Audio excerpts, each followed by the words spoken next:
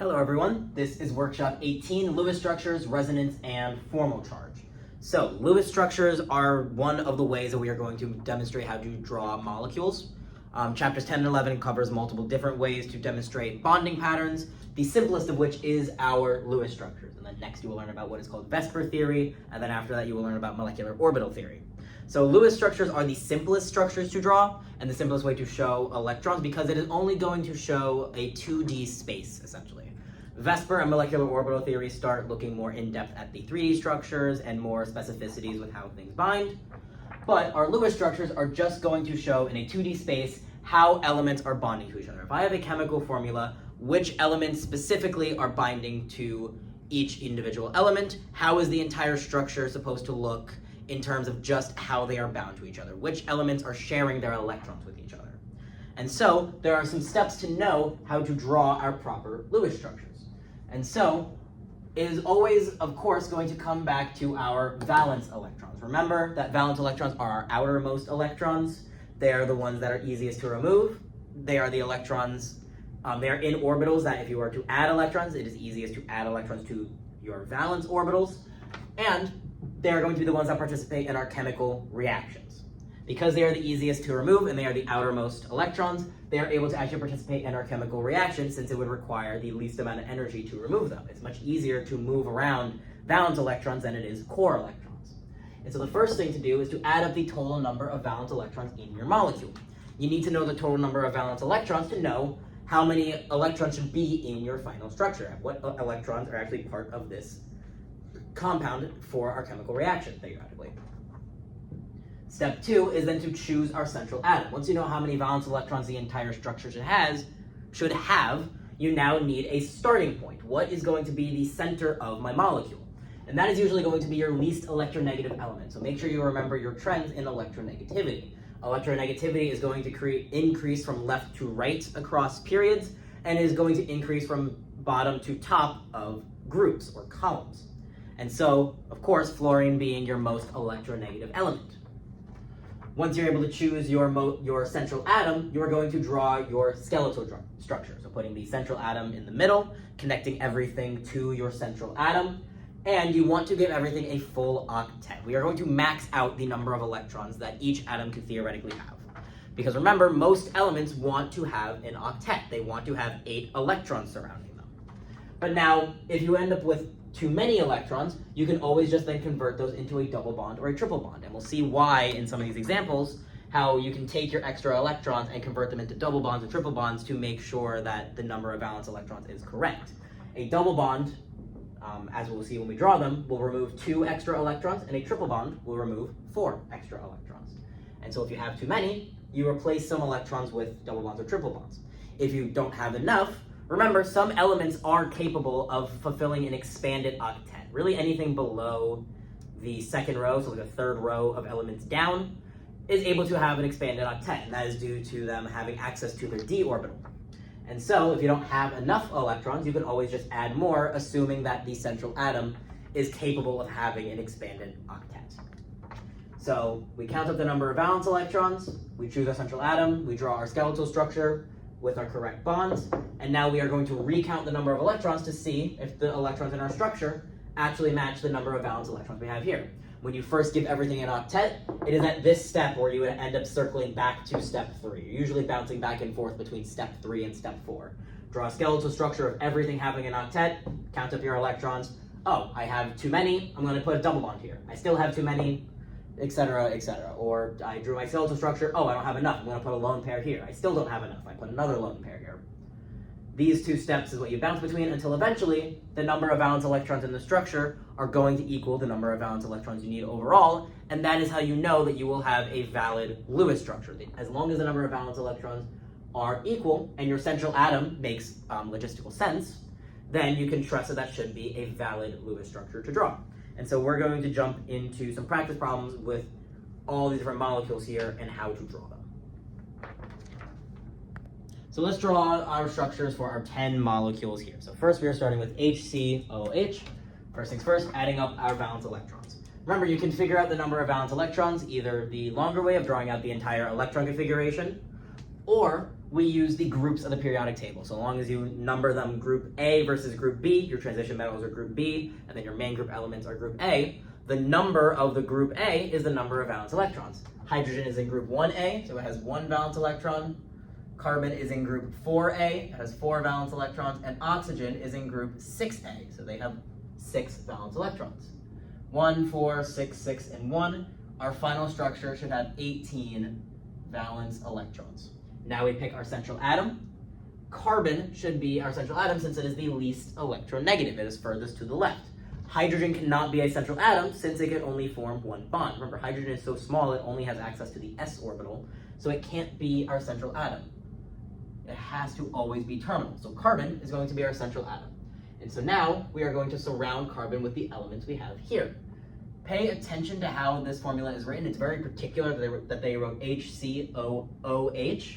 They are telling us, since it's an organic compound, that this hydrogen is actually on that other oxygen. If we wanted to put the hydrogen on this carbon, we would have moved the hydrogen with this one, but because it is OH, we are going to write OH as part of our molecule. But the carbon still gets a hydrogen, an oxygen, and the other oxygen, we just need to make sure that that hydrogen stays with the oxygen. Now, we want to give everything an octet. Remember, a bond is 2 electrons being shared between our 2 elements. So, carbon has 2, 4, 6. It needs 1 lone pair for an octet. Our oxygen here has only 1 bond, so it needs 3 lone pairs to make an octet. And our oxygen here has 2 bonds, so it needs 2 lone pairs to make an octet. So now we count up our electrons. 2, 4, 6, 8, 10, 12, 14, 16, 18, 20. We currently have 20 electrons. And so we said before, if you want to remove electrons, you can add a double or triple bond. And now we're going to see why that works. If I put a double bond here, that is adding 2 electrons. And so this is now up to 22. But now my oxygen has 10 electrons on it, and my carbon has 10 electrons on it. And so, to follow the octet rule, carbon loses 1 lone pair, and oxygen loses 1 lone pair. So even though this adds 2 electrons, you take away 2 lone pairs, and so the net loss of electrons is still losing 2 electrons rather than gaining 2 electrons. So that's why a double bond is able to remove our electrons. And so now we have 2, 4, 6, 8, 10, 12, 14, 16, 18. Our structure is good. On to C2H6. Each carbon has 4 valence electrons, so there's 8 overall. Each hydrogen has 1 valence electron, so there's 6 overall. Our structure should have 14 valence electrons. Hydrogen, we said, has to be terminal, so carbon is our central atom. And since we need the carbon to bind to something, since we need both our carbons to be surrounded, how do I word this? If we were to surround this carbon with 4 hydrogens, there would be no way to bond the other carbon to it, so we have to bond the 2 carbons together. And now, we are going to surround our carbons with hydrogens. Everything has an octet, 4 bonds and 4 bonds, so that is 8. 2, 4, 6, 8, 10, 12, 14. This structure is good. Now we have C2H4. Again, 8 valence electrons from all of our carbons. Now there's only 4 valence electrons from our 4 hydrogens, so there's 12 total valence electrons. Same thing as before, our 2 carbons have to bind together. And now, molecules prefer symmetry. It is usually going to be more stable if you can have symmetry. And so while you could surround this carbon with 3 hydrogens, it is going to be much better to distribute those 4 hydrogens as 2 and 2. Like this. And now, carbon has 3 bonds, and so it needs 1 lone pair to make an octet. And so does this one here. But now, we have 2, 4, 6, 8, 10, 12, 14 electrons. And so, we're going to add a double bond to get rid of those electrons, the 2 extra electrons. Make a bond here. We have to remove this lone pair to bring back its octet, and this lone pair to bring back its octet. 2, 4, 6, 8, 10, 12 valence electrons. On to C2H2. Oh, I'm jumping the gun a little bit, but we again have 8 electrons from our carbons. We only have 2 hydrogens now, so 2 valence electrons. And so, same as before, our 2 carbons bind together. And again, our molecule would prefer symmetry, so each carbon gets a hydrogen. Each carbon only has 2 bonds, and so each carbon needs 2 lone pairs to give it its octet. And so now we have 2, 4, 6, 8, 10, 12, 14. We only want to have 10. So first, let's try drawing a double bond. That will remove this lone pair and this lone pair, but we still have 2, 4, 6, 8, 10, 12. So that's where our triple bond can come in. A triple bond will do the same thing as a double bond, but now we are adding a third bond to this, so we're removing 2 more lone pairs. So that's another 2 electrons lost. 2, 4, 6, 8, 10. If you need to remove more than 2 lone pairs, more than 2 electrons, more than 1 lone pair, you can put a triple bond, or you can put multiple double bonds throughout the compound. It's whatever is capable of the elements that you're working with. So now we have SO3. Sulfur is in group 6A, so it has 6 valence electrons. Oxygen is in group 6A, so there's 6 electrons. There's 3 of them, so 6, 12, 18 electrons from our oxygens overall, And so we have 24 valence electrons to work with. Sulfur is less electronegative than oxygen, so this sulfur is going to be our central atom. Sulfur has 3 bonds right now, so it needs 1 more lone pair to finish out its octet. Each oxygen only has 1 bond, so each oxygen is going to get 3 lone pairs to finish out its octet, all of their octets. 2, 4, 6, 8, 10, 12, 14, 16, 18, 20, 22, 24, 26. We have 26 electrons, we only need 24, so to remove 2 of them, we are going to draw a double bond. For now, it doesn't matter where we draw this bond, so I'm going to draw it here. Why not? We will look later. I actually want to keep this lone pair down here. Notation-wise, it doesn't matter which lone pair you remove. I just think this looks nicer. What was I saying? Right now, we're just going to draw it however we want. We can draw the double bond here, upwards, or to the right. We will see in a bit the different ways to draw this structure based on where the double bond goes. But for now, we have 2, 4, 6, 8, 10, 12, 14, 16, 18, 20, 22, 24 electrons. And so this is our final structure. Actually, we haven't gone over this yet, but charge-wise, this should be 2 minus, just to make that all balanced there. So SO3 2 minus would be more correct for what we currently have drawn. And again, we'll go over why in a bit. CH2F2, carbon has 4 valence electrons, hydrogen each has 1, so 2 from both our hydrogens. Fluorine has 7, and so 14 from both of our hydrogens. We have 20 valence electrons to work with. Carbon is our least electronegative element that can be a central atom, and so it's going to go in the middle, and everything is going to surround our carbon. No. Each of our fluorines only has 1 bond, so we're going to give both of them 3 lone pairs to give them our octets. 2, 4, 6, 8, 10, 12, 14, 16, 18, 20. This structure, I didn't check this one off. This structure is complete. OF2, oxygen has 6 valence electrons, each fluorine has 7, and so we have 14 overall. So this structure should also have 20 valence electrons. Oxygen is least electronegative, so the 2 fluorines are going to bind to the oxygen. Oxygen has 2 bonds, so it needs 2 lone pairs to finish out its octet. Each fluorine only has 1 bond, so they each need 3 lone pairs to finish out their octet. 2, 4, 6, 8, 10, 12, 14, 16, 18, 20 valence electrons. This structure is complete. Carbon dioxide. Carbon has 4 electrons, oxygen has 6, so 2 of them will have 12. We should have 16 valence electrons overall. And so, we put our carbon in the center because it's least electronegative. Our carbon has 2 bonds currently, so we will give it 2 lone pairs to finish its octet. Oxygen has 1 bond, and so we give each oxygen 3 lone pairs to finish out their octets. 2, 4, 6, 8, 10, 12, 14, 16, 18, 20. We currently have 20 valence electrons, and we only want 16. And so let's first draw a double bond. Let's draw it here on the left. That will remove 1 lone pair from oxygen and 1 from carbon. 2, 4, 6, 8, 10, 12, 14, 16, 18. 18 electrons, again, we're still trying to get down to 16, so there is two ways we can do this. We can either make a triple bond here, or we can put another double bond here. Again, molecules tend to prefer symmetry, and we could see with carbon dioxide later why it will prefer the symmetrical model instead. So we are going to draw a second double bond here. So remove another lone pair from carbon, remove a lone pair from this oxygen, and now we have 2, 4, 6, 8, 10, 12, 14, 16 valence electrons. Our structure is complete. Now we have NO2, NO2 minus specifically. Oh, actually, I just realized if I have to remove this too. Never mind. Ignore what I said about this because that would change the number of valence electrons we have. Omit what I said. Just keep it like this.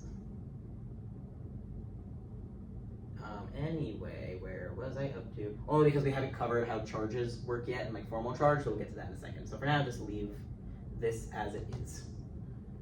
So nitrogen has 5 valence electrons, oxygen has 6, so there's 12 overall. This is an ion, this is why I said ignore that comment I made about SO3. Ions are going to add and subtract electrons from our final structures.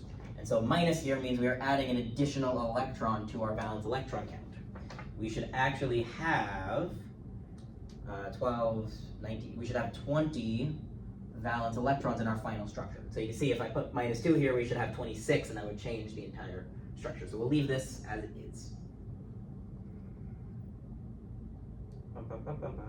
Okay, so nitrogen is the less electronegative element, and so it goes in the center. Nitrogen should have 2 lone pairs to give it an octet. Each oxygen has only 1 bond, so they each get 3 lone pairs to finish their octet. 2, 4, 6, 8, 10, 12, 14, 16, 18, 20. Oh, can I not add? Oh, I was like, this is not a completed structure. This will not give us the correct charges. This is 18. I can totally do math, trust me. Final structure should have 18 valence electrons. We currently have 20, and so we need to put a double bond. Again, similar to our SO3 here, it doesn't matter where we put the double bond at the moment. And so we'll just put it here. Take a lone pair off, take a lone pair off. 2, 4, 6, 8, 10, 12, 14, 16, 18. So this structure is complete. Now NO3, same deal. 5 valence electrons, now there's 3 oxygens, so 18 overall, plus 1. This is going to be 23, 24, 24 valence electrons. Nitrogen is once again in the center, surrounded by our oxygens. Nitrogen needs 1 lone pair to give it an octet, and each oxygen only has 1 bond, and so they're each going to get 3 lone pairs to finish their octets. 2, 4, 6, 8, 10, 12, 14, 16, 18, 20, 22, 24, 26. And so again, it doesn't matter where we put the double bond, but we are going to put a double bond to remove some electrons, specifically remove 2 of them to bring it down to 24. 2, 4, 6, 8, 10, 12, 14, 16, 18, 20, 22, 24. And so this structure is now complete. So this is our practice with drawing Lewis structures. As long as you follow these steps, you should be able to draw any Lewis structure. But now, as I mentioned before with like the charges and knowing where to put double bonds and saying how it's like, oh, it doesn't matter where you put it for now, we will see how to know where to put them. That brings us into our next topic of resonance. So now we're about to go over resonance and formal charge. And so make sure you're comfortable with your Lewis structures, because the only way to properly draw your resonance structures and calculate formal charge is to make sure that these structures are drawn correctly. Now, resonance and formal charge go pretty hand in hand with each other. So first, resonance. That is going to be the movement of your electrons in the same structure. So there's 2 different terms. There's isomers and there are resonance structures. Isomers are going to be when 2 compounds have the same chemical formula, but the structure itself changes. A good example of this is, trying to remember the formula, C2H6O. Because C2H6O can be written as either this,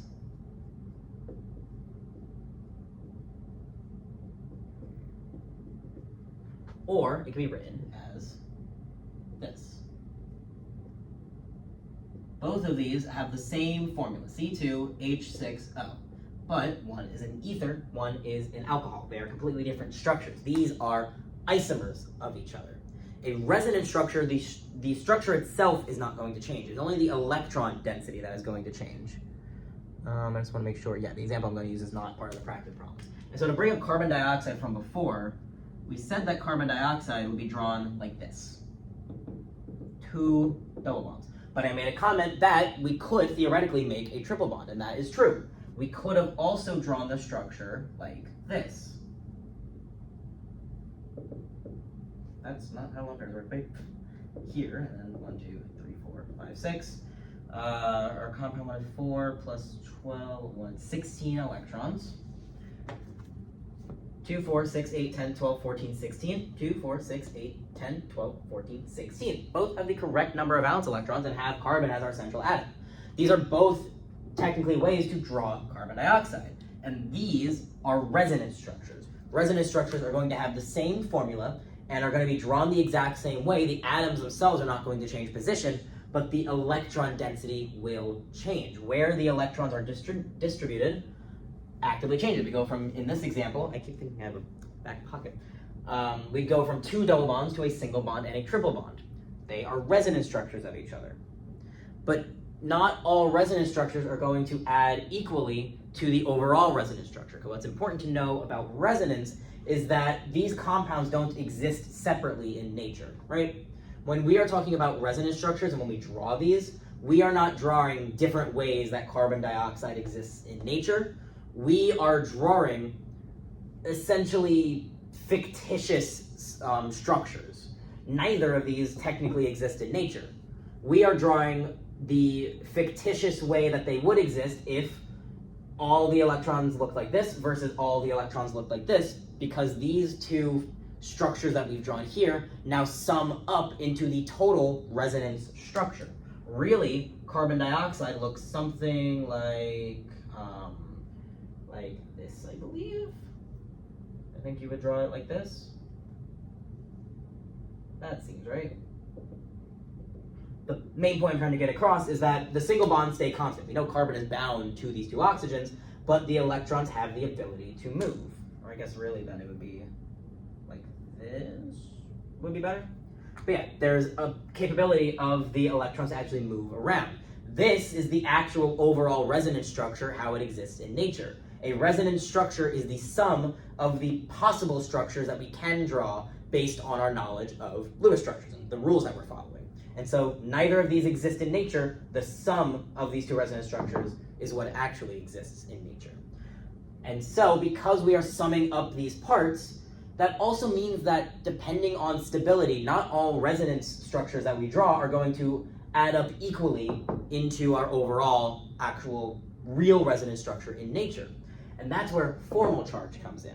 Formal charge is going to help us determine how stable a resonance structure actually is. Based on the different structures that we can draw, which ones are going to contribute more to the overall resonance structure that exists in nature, or what is called the resonance hybrid. And so if these resonance structures sum up to a resonance hybrid, are they adding equally, or is one being favored more than the other? Is this overall hybrid going to look more like one carbon dioxide molecule or more like the other? And so there are some rules we want to follow when calculating formal charge, because that is going to help us determine which structure is more stable. So, some rules that we want to follow for formal charge for our resonance structures. 1, we want this to be as neutral as possible. If we can avoid charges, then we absolutely should. Well, actually, before we even go into that, we want to make sure that we're going to be following the same rules that we do for balancing ionic compounds, and we're going to be following the same rules that we do for redox reactions. If your compound is neutral, your formal charges should add up to being neutral, and if your compound is an ion, your formal charges should add up to whatever the charge of that ion is. So let's actually get those rules out of the way first. The sum of all formal charges, I'm just going to abbreviate as FCs. Why did I put a comma? In a neutral molecule, the sum of all formal charges in a neutral molecule must be 0, and the sum of all formal charges in an ion must equal the charge of the ion. This should not be anything new. Like I said, it's how we balance out our formulas of ionic compounds when we are naming them, or writing the formula from the name. It is how we balance our oxidation states. It is always coming back to the original molecule itself. Everything has to equal whatever its net charge is. Must equal the charge of the ion.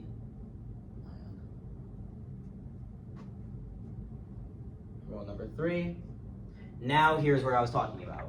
In terms of individual formal charges, we want our atoms to have as few formal charges as possible. The less formal charges we have, the better, because that means our electron density is evenly distributed between our elements. Our more electronegative elements have the number of elements that they prefer to have. Our less electronegative have the number of electrons that they prefer to have versus the number of, when I say number of electrons, I mean lone pairs versus bonds, by the way. Because again, we are trying to give things an octet, so everything should have 8, but some elements, due to their electronegativity, prefer to have bonds rather than lone pairs, and vice versa. More electronegative elements prefer to have lone pairs over bonds.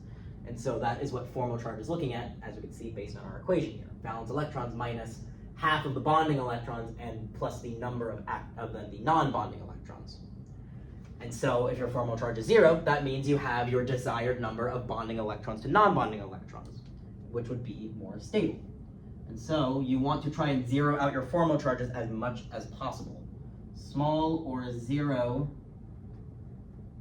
formal charges on individual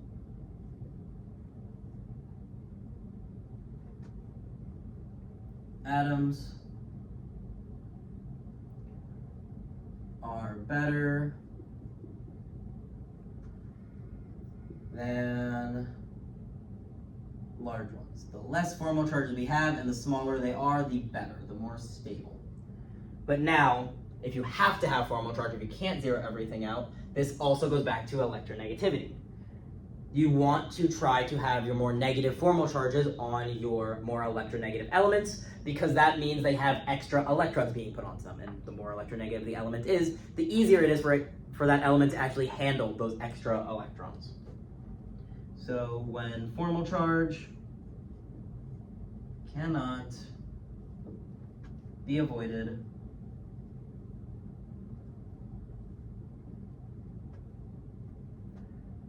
negative formal charge should go on more electronegative atoms.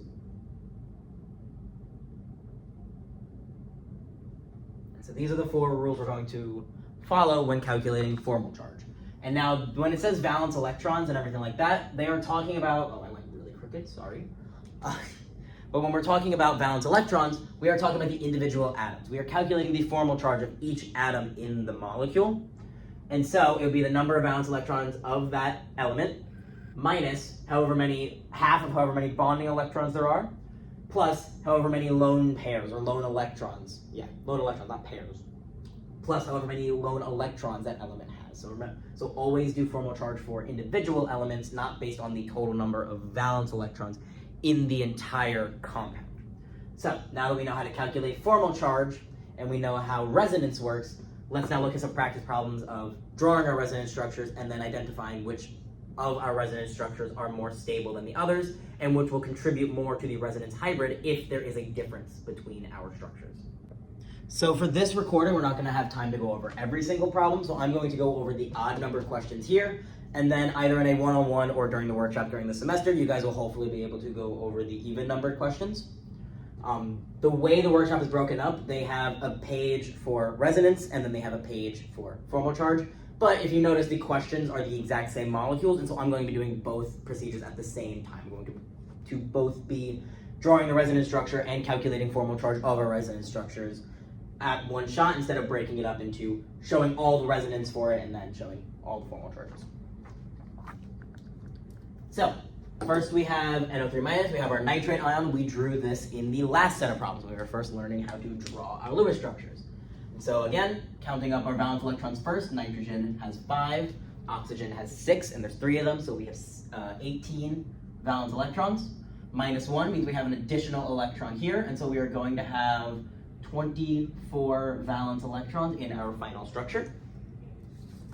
Nitrogen is the least electronegative, and so nitrogen will be our central atom surrounded by our 3 oxygen molecules. We want to give everything an octet, and so nitrogen has 3 bonds, and so it needs 1 more lone pair to fill out 8. Each oxygen has only 1 bond, and so all of our oxygens need 3 lone pairs to finish out their octet. And so like this, we have 2, 4, 6, 8, 10, 12, 14, 16, 18, 20, 22, 24, 26 electrons. To get rid of a pair of electrons, we are going to draw a double bond. Let's say we draw our double bond on the left here. We take a lone pair off of oxygen, so it maintains its octet, and a lone pair off of nitrogen, so it maintains its octet. 2, 4, 6, 8, 10, 12, 14, 16, 18, 20, 22, 24 valence electrons, and so our structure here is good. But of course, there's nothing stopping us from putting that double bond on the upward pointing oxygen. We can have our double bond going upwards.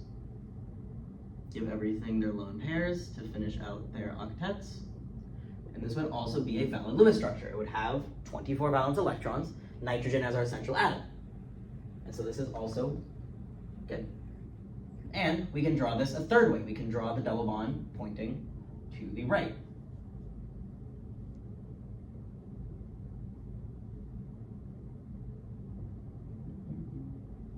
So again, this will have 24 valence electrons, nitrogen is our central atom, and so this would also be a valid Lewis structure. These are all resonance structures that would combine into our resonance hybrid of nitrate.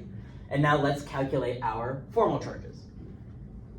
Notice for this molecule, the double bond is shifting which oxygen it's on, but the bond itself, like what 2 atoms it is between, is not changing, and the type of bond is not changing. And so all of these should contribute equally to our resonance hybrid. Since it is always a double bond between nitrogen and one of the oxygens, and then a single bond between the other 2, and the position of that double bond is just changing spaces, they should all contribute equally. But we can also check that with our formal charges.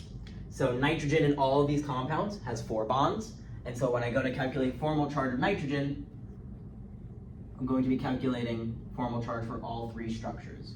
And so our formal charge equation is number of valence electrons. For nitrogen, we have 5 valence electrons, minus 1/2 the bonding electrons. Since all of our nitrogens have 4 bonds, that means there are 8 bonding electrons. Remember, each bond is a pair of electrons, minus our non-bonding electrons. Nitrogen has no lone pairs in this structure, and so that's just 0. And so this equals 5 minus 4.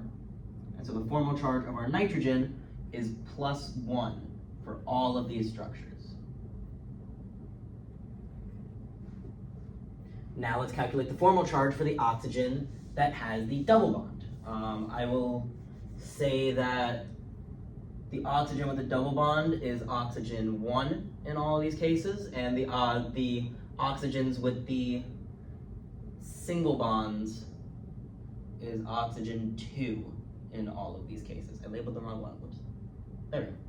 So let's find oxygen 1, the formal charge of our double bond. Oxygen has 6 valence electrons, so it's 6 minus our bonding electrons.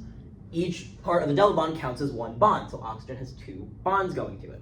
So that would be 4 electrons minus plus our lone electrons. Each double bonded oxygen has 4 lone electrons. So 1/2 times 4 plus 4. And so 6 minus, this will be 2 plus 4, so 6 minus 6. And so when oxygen has a double bond, it has no formal charge, it is neutral. So all of our double bonded oxygens are neutral. And now last one, calculating the formal charge of our oxygens with a single bond. So again, oxygen still has 6 valence electrons, but now it's 1/2 the bonding electrons. These oxygens only have 1 bond, so that would only be 2 bonding electrons. Minus, they all have 3 lone pairs, and so that would be 6 non-bonding electrons. So 6 minus 1 minus, keep putting minus, it's plus. 1 plus 6, 6 minus 7. And so that means when oxygen is a single bond, its formal charge is minus 1. All of our single bonded oxygens have a minus 1 formal charge. And you can see now why all of these contribute equally to our resonance hybrid. Their formal charges are all exactly the same. In all of our molecules, nitrogen has a +1 formal charge, our single bonded oxygens have a -1 formal charge, and our double bonded oxygen has a neutral formal charge, a 0 formal charge. And so, all of these contribute equally to our resonance hybrid. You can also see with the formal charges how nitrogen is able then to have a negative charge, or at the very least, remember, our formal charges have to add up to the charge of our molecule if it does have a charge.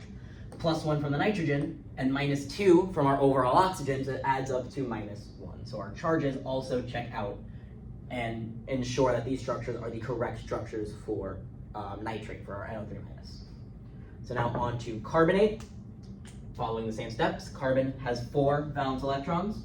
Oxygen has 6 valence electrons, and there's 3 of them, so 18. It's a -2 charge, so that's an additional 2 electrons.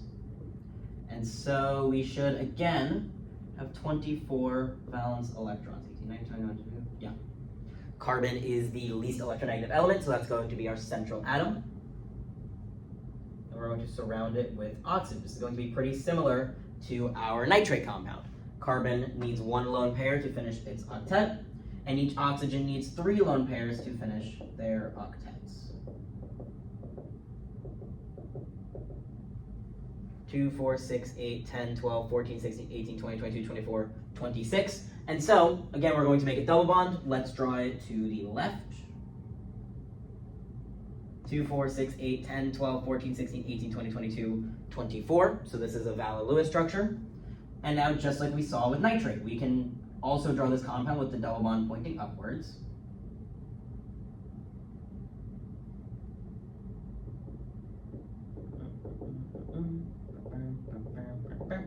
And we can draw the structure with our double bond pointing to the right.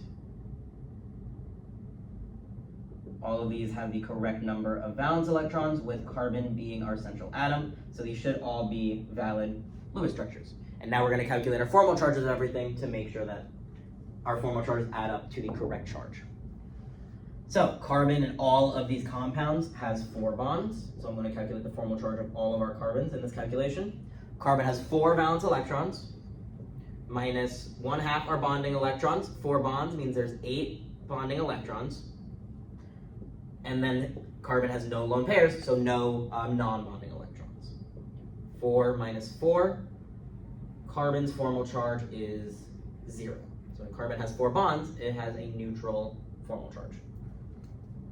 But now, when we go to the oxygens, we're going to get the same values we did here, because it's the same bonding structure, an oxygen with a double bond, and 2 oxygens with just a single bond. So again, oxygen 1 will be anything with our double bonds on it. So the formal charge of oxygen 1, 6 valence electrons, times 1/2 the bonding electrons. Oxygen has a double bond, so that's 4 bonding electrons, plus the 4 electrons from its lone pairs. 6 minus 6. When oxygen has just a double bond, it is also a neutral formal charge. And now oxygen 2 will be anything that is single bonded oxygen. 2, 2. That's a horrible 2, wow. There we go. I know they're very tiny, but this is just to differentiate which oxygen I'm talking about. Now for our single bonded oxygens, still 6 valence electrons.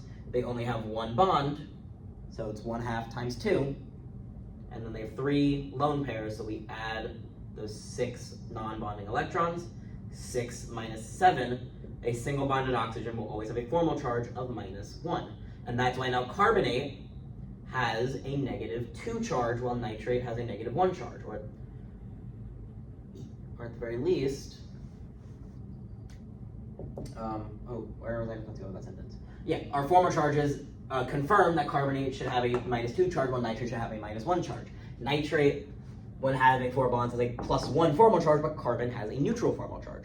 And so while the +1 from the nitrogen was able to cancel out one of the negative formal charges here, there's nothing to cancel out the 2 negative formal charges of our oxygens here.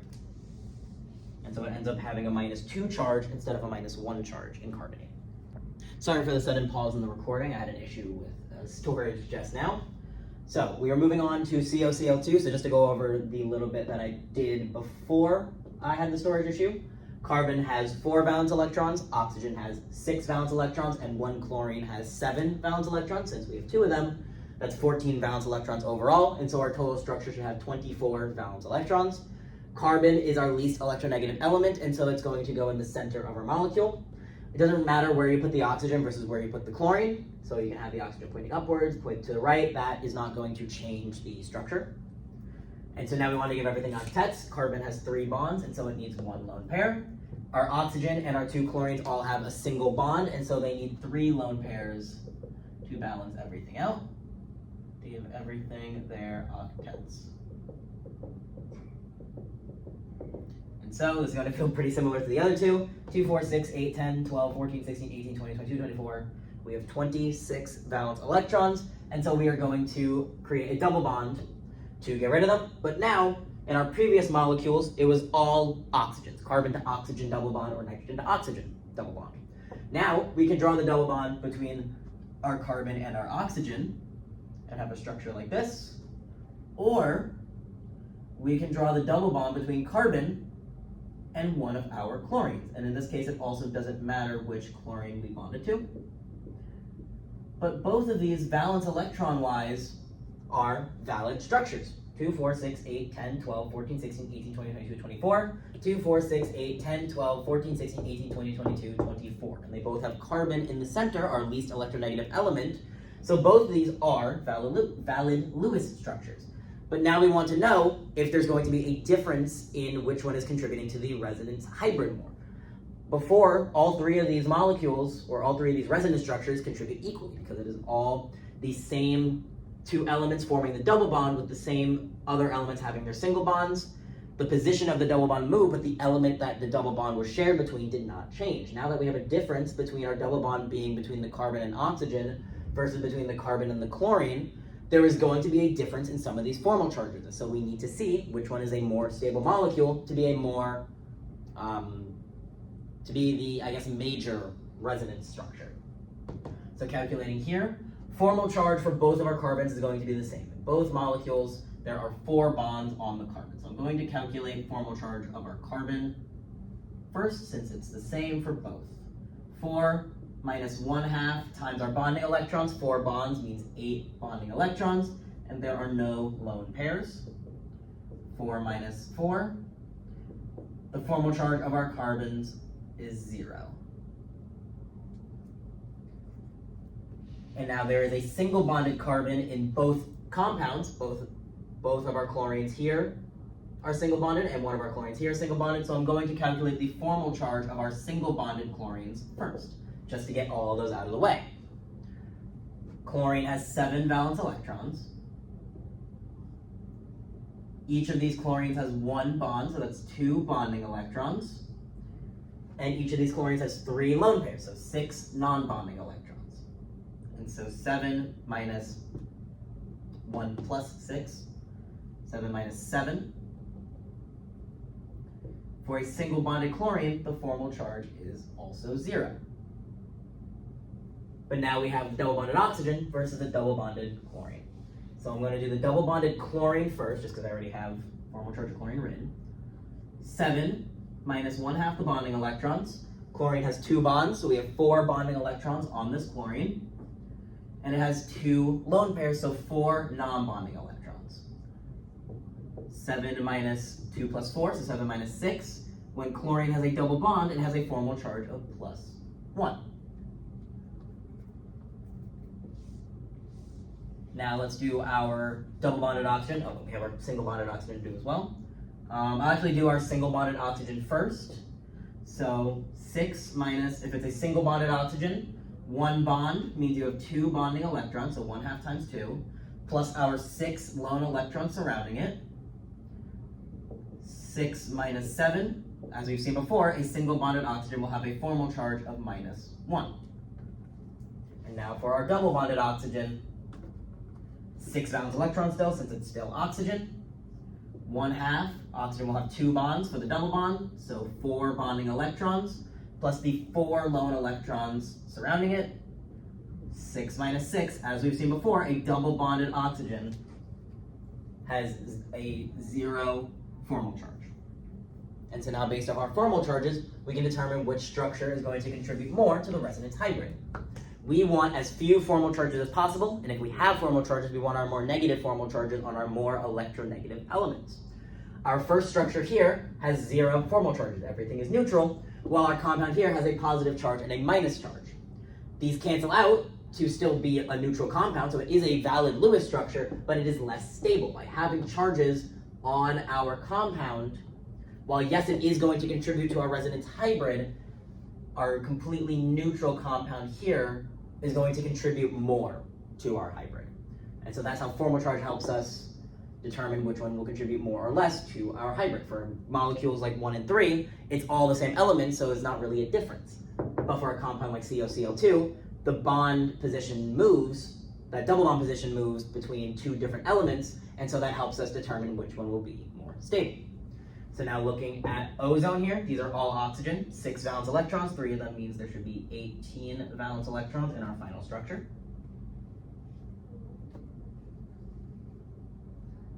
And so if it's all 3 of the same element bound to each other, you know that all of these structures likely are going to contribute equally to your resonance hybrid. But let's actually see what types of bonds we can form before we actually say that for sure. So if it's all oxygens bound to each other, here's a line of oxygens, doesn't matter which one is the central molecule since it is all the same. Our central oxygen here needs 2 lone pairs to finish out its octet, while our outer oxygens here need 3 lone pairs to finish out their octets. 2, 4, 6, 8, 10, 12, 14, 16, 18, 20. We have 20 valence electrons, so we only need to get rid of 2. And so we can put in a single double bond to bring it down to 2, 4, 6, 8, 10, 12, 14, 16, 18. Because there's only one double bond that's been put in place, there is one other resonance structure we can draw. We can just draw the double bond going to the right. Doesn't matter if your lone pair here is on the bottom or on the top, as long as there is just one lone pair for that central oxygen. And now we can see, yes, these 2 structures will contribute equally. The double bond is either on the left or on the right, but it is shared between the 2 same elements, and it's the same type of bond. We don't have a triple bond versus a double bond, or 2 double bonds versus, it would be like a triple bond versus 2 double bond type of situation, but we only have the 1 double bond, just switching sides. So both of these will contribute equally, but we should still do our math to see what our formal charges are. But you'll notice a lot of this gets repetitive because the number of bonds on the element is what's determined the formal charge, not the element that it's bound to. That's why in all of these compounds, a single bonded oxygen has a -1 formal charge, and we're going to see the same thing here. 6 minus 1/2 times our single bond on this single bonded oxygen, so 2 electrons, plus the 6 electrons, the lone electron surrounding it. And so it is still 6 minus 7, and so, again, a single bonded oxygen will have a formal charge of -1. Because it is based on the number of bonds, not the element it's bound to, you can start recognizing some patterns and getting comfortable with certain formal charges. A single bonded oxygen will always have a -1 formal charge. A nitrogen with 4 bonds will always have a +1 formal charge. Carbon will always be neutral with 4 bonds. Since it's based on the number of bonds, you can you can follow some trends on what formal charges will be. It's not really going to vary as much based on the element it's bound to, just the actual number of bonds itself. Because now for this double bonded oxygen, 6 minus 1/2, 2 bonds means 4 bonding electrons plus the 4 lone electrons surrounding it. 6 minus 6, once again, our double bonded oxygen has a formal charge of 0. And so the only oxygen we haven't calculated a formal charge yet in any of these molecules is this central oxygen here. This oxygen now has 3 bonds. Still 6 valence electrons to start with. Now we have 3 bonds on this oxygen, so we have 6 bonding electrons, and we only have 1 lone pair, so 2 non-bonding. 6 minus 3 plus 2, 6 minus 5, and so when oxygen has 3 bonds, oxygen has a +1 formal charge. And so both of these structures are valid because one oxygen will have a -1 charge, one will have a +1 charge, and one will be neutral. The positive and negative cancel out, so ozone stays neutral. And again, both of these are going to equally contribute to our resonance hybrid. You always have your central oxygen being positively charged and your single bonded oxygen being negatively charged. The double bond just switches positions. It's not changing the type of element it's bound to. Therefore, you're not going to have a difference in these formal charges, and you're not going to have a difference in what element the formal charge is getting placed on. So now for this last structure here, C5H5N, notice on the resonance page, they already gave us the skeletal structure. This is a more complex molecule. We wouldn't immediately know how to draw it. This is more of an organic chemistry type of structure. But we can still draw the resonance structures for this one, because we have to know how many electrons everything should have. The carbon has 4 valence electrons, so there should be 20 overall from here. Hydrogen has 1 valence electron, so 5 valence electrons overall, and nitrogen also has 5 valence electrons. And so there should be 30 valence electrons in our final structure. We need to give everything here an octet first before we can go in with any double bonds and triple bonds if needed. Nitrogen currently has 2 bonds, and so it gets 2 lone pairs. Each carbon has 3 bonds. All 5 of our carbons have 3 bonds, and so every carbon needs to get a lone pair assigned to it to finish up their octets. And remember, hydrogens are terminal. They only form 1 bond, and so all of our hydrogens are good.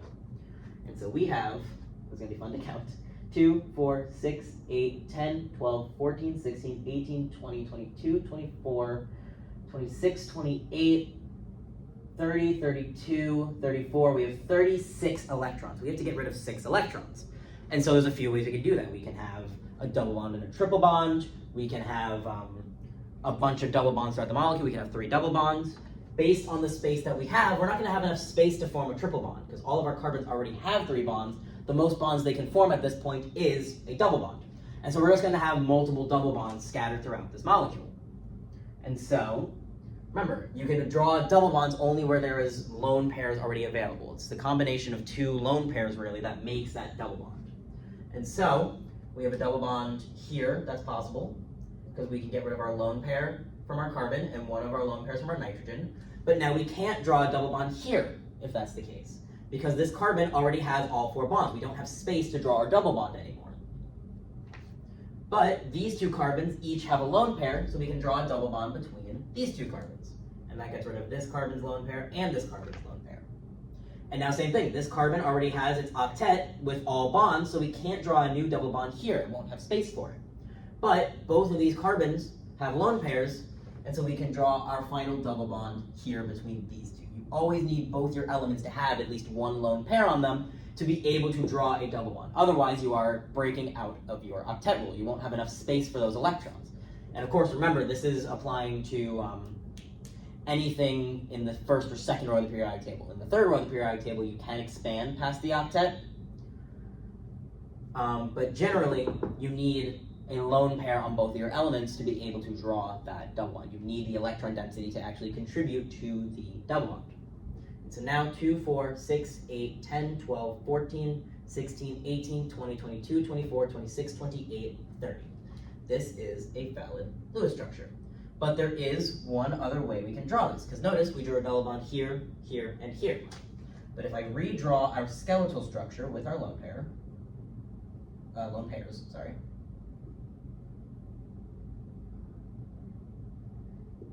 H, H, H, H, and H.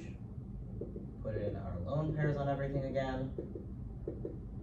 There's nothing stopping us from going counterclockwise. I went clockwise, but now let's go counterclockwise. Each element here has a lone pair, so we can draw a double bond between them and take a lone pair off of them. This carbon now is out of electrons, so we can't draw a double bond here, but these 2 carbons both have a lone pair, so we can draw a double bond between them. This carbon now has its full octet. We can't draw a double bond here, there's not enough space, but both of these carbons have lone pairs. We can draw a double bond between these 2. And again, we now have 30 electrons, and this will be another resonance structure, drawing our double bonds clockwise versus drawing our double bonds counterclockwise. And so lastly, let's calculate our formal charges. All of our carbons have 4 bonds, so we can calculate the formal charge of every single carbon. 4 valence electrons minus 1/2 our bonding electrons. 4 bonds means 8 bonding electrons. And there's no lone pairs. So 4 minus 4, every single carbon's formal charge is 0.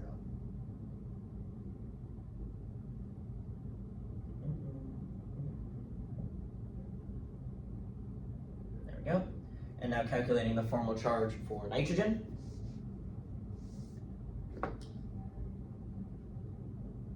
Five valence electrons. Both of our nitrogens have 3 bonds, so 1/2 times our 6 bonding electrons, plus the 1 lone pair that both nitrogens have, so plus 2 non-bonding electrons. 5 minus 3 plus 2 is 5, and so our nitrogens also have a neutral formal charge. Both of these compounds are completely neutral, which matches that C5H5N is also completely neutral. And so even with a little more of a complex molecule, you can still use the same logic. If you need to remove electrons, you draw double bonds, always just paying attention to where you have space to do so. Once you draw in a double bond, check how many bonds each element now has. We couldn't draw double bonds next to each other because we ran out of space. But as long as there are lone pairs on the 2 elements forming the double bond, you have enough space and you have enough electron density to form a double bond between them. And even if it's a more complex molecule, you can still calculate formal charge the exact same way that we did for our slightly less complex molecules. That is the end of this workshop. If there are still any questions on the content that was covered in this recording, absolutely reach out to the Math and Science Resource Center here at John Jay to get more assistance. You can book an appointment yourself through John Jay Navigate, or you can go to the Tutoring Center on campus, room 1.94 in the new building, and someone at the front desk can help you book an appointment. You can book one-on-ones either in person or virtually, and there are plenty of tutors here who can help you understand the content better.